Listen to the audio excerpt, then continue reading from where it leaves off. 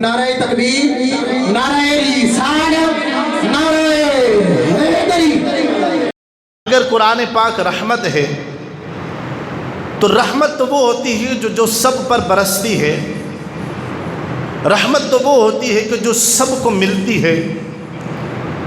قرآن اگرچہ رحمت ہے تو قرآن پاک تو اس وقت نازل ہوا جب کفر و شرک بھی تھا، کفار بھی تھے۔ تو قرآن پاک اگر رحمت ہے اور ہدایت ہے تو قرآن پاک تو نازل ہوا اللہ کی پاک کلام ہے، اور قرآن پاک ہدایت ہے۔ تو پھر جب قرآن پاک کا نزول ہو رہا تھا اس وقت کفار زیادہ تھے، تو ان کافروں کو ہدایت کیوں نہیں ملی؟ وہ کافر ہدایت کیوں نہ پا سکے؟ تو علماء نے اس کی تفسیر کے اندر یوں ارشاد فرمایا بارش پڑتی ہے، بارش پڑتی ہے، یہ رب کی رحمت ہے۔ جو سمجھتا ہے کہ بارش اللہ کی رحمت ہے فرمائے سبحان اللہ۔ ہر مومن مسلمان کا عقیدہ ہے کہ بارش رحمت ہے، بارش رب کی رحمت ہے۔ تو بارش برستی ہے زمین پر، اللہ کی رحمت ہے بارش۔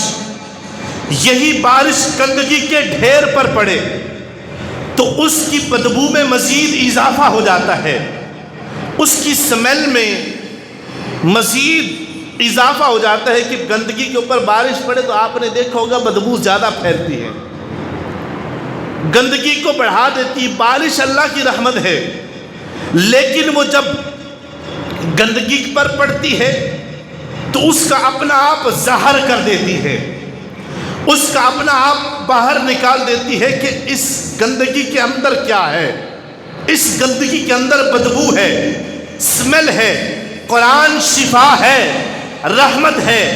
جس طرح رب کی رحمت کی بارش زمین پر آئے، گندگی کے ڈھیر پر پڑے تو بدبو نکلتی ہے، پھولوں پر پڑے تو خوشبو نکلتی ہے، پھولوں کو نکھار دیتی ہے۔ یہی بات مومن کی اور کافر کی ہے، یہی بات مسلمان اور منافق کی ہے۔